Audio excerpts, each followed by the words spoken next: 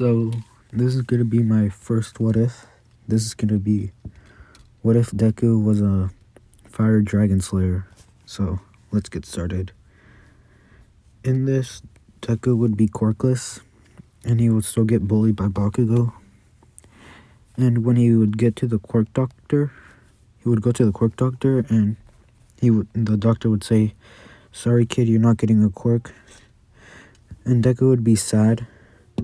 So, to cheer him up, his mom took him out. His mom took him out camping, and yeah. So when they were setting up their tents, Deku would be bored, and he would ask his mom if he could go walk around the forest, and his mom would say, "Yeah, just don't go too far." And Deku would be walking around, and he wouldn't be paying attention, and he would fall down a hill. And when he went to the bottom, he would find a cave, and he would go into it because he was curious. And he would see like carvings of people fighting dragons. And a few minutes later, he would be deep in the cave, and he would get lost. And when he heard something behind him, and when he turned around, he saw two yellow glowing eyes, and he would back away slowly. And this is a dragon. This is Igneo, and Igneo would let out a roar. Deku would try to run away, but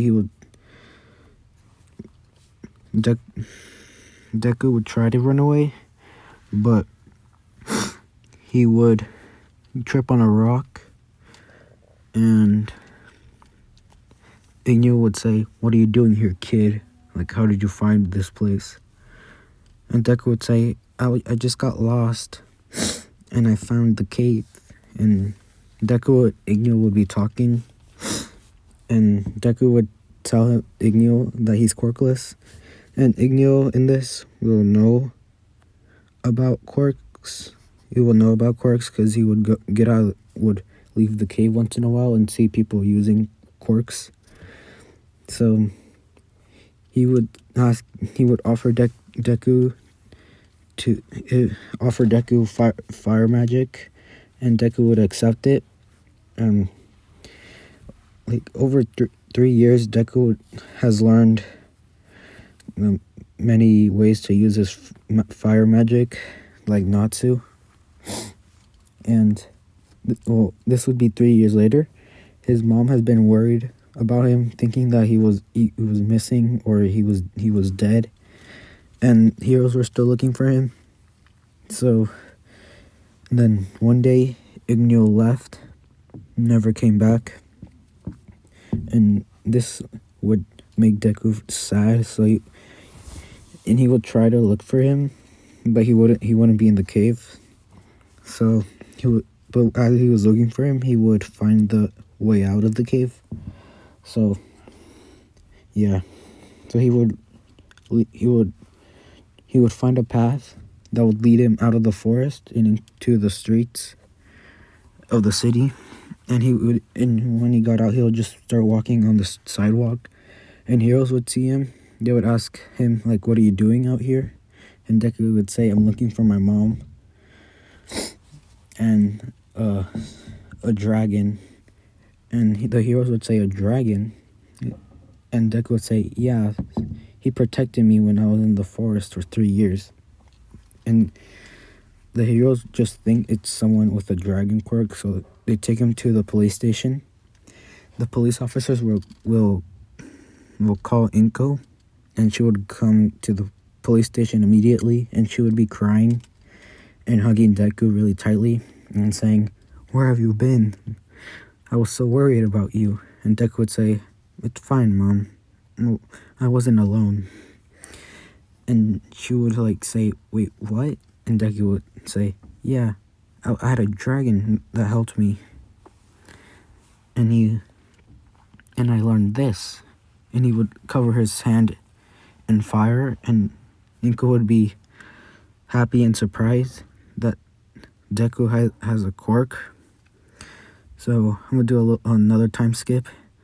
Deku is in middle school.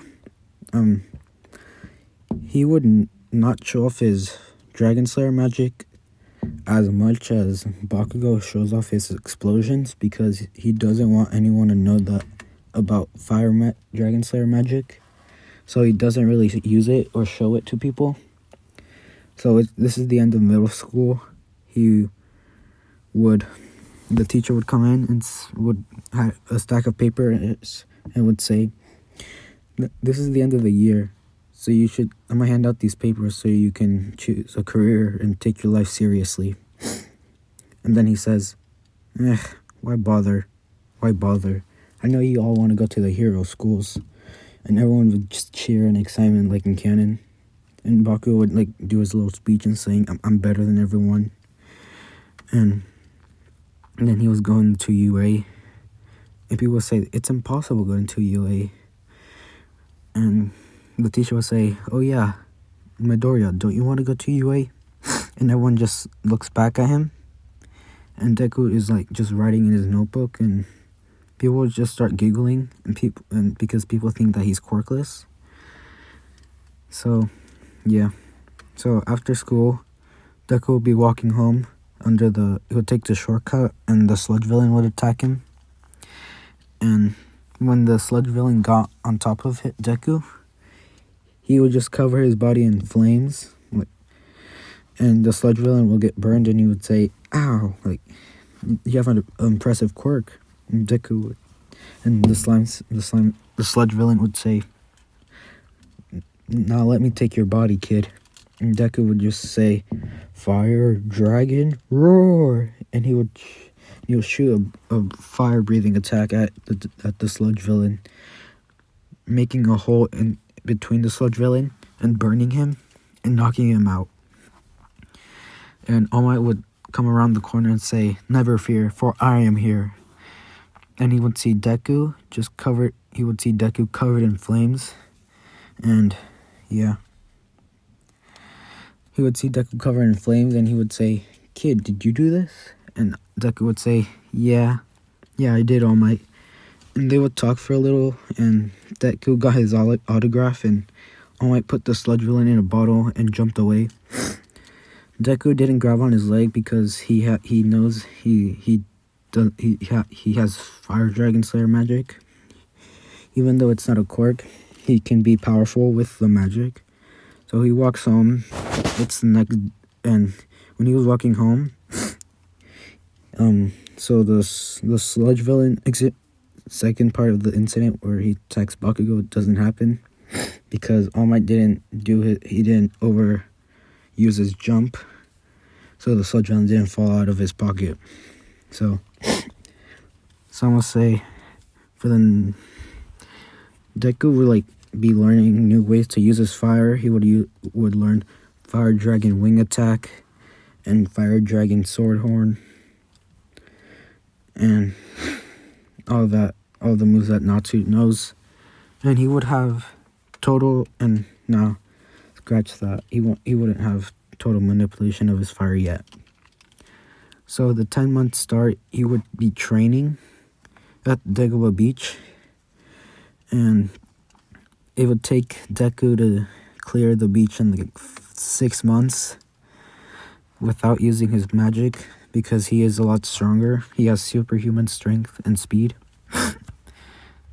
And he would have 4 months training his fire magic. And yeah, so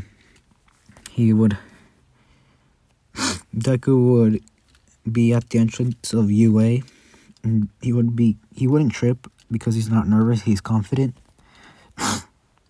And yeah, so he doesn't meet Uraraka yet, so he sits down in his seat next to Bakugo, and they would be talking, and President Mike would just explain the test, and Ida would ask the question you would list 3 robots even though there's 4. And he would look back at Deku and say, you there, you have been talking this whole time. Stop it, it's distracting. And Deku would say, okay. Okay. Because he's confident and he's a little cocky, like Natsu. He has Natsu's personality, and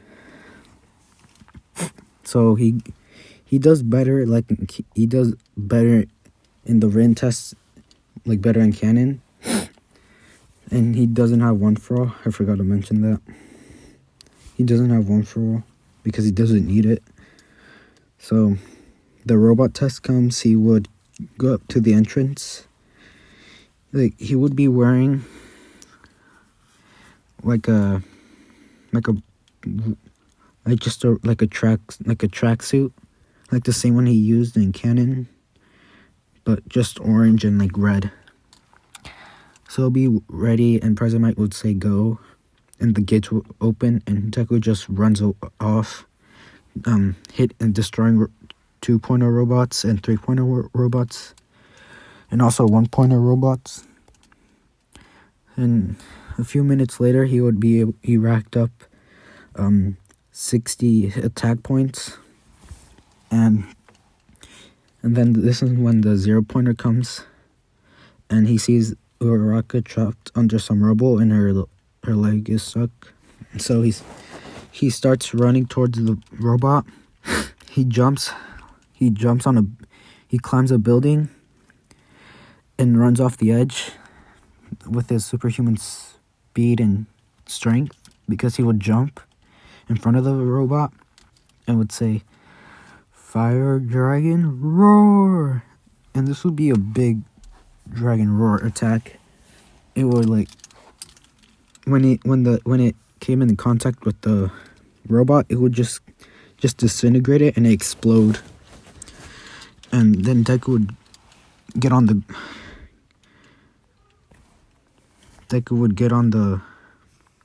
the ground, and he would help Uraraka up, and yeah, and he would ask, "Are you okay?" And Uraraka would say, "Yeah, I'm fine." And he would take her to Recovery Girl, and then that would be it for the test. So he's waiting a week past. He gets the letter from UA. He opens it, and it says, and it's a hologram of All Might, and it says, "Congratulations, young man. You're able to rack up 60 attack points and 60 hero rescue points. You're at the top of the robot test. Like, you were number 1, and you're in class 1A." And Deku would be excited and say, "Yes, I got in." And All Might would say, "Welcome to your hero academia." And this is where I'll be leaving this off. Thank you guys for watching. I hope you liked it. It's my first what if, so I don't know what I'm doing. So yeah, thank you and goodbye.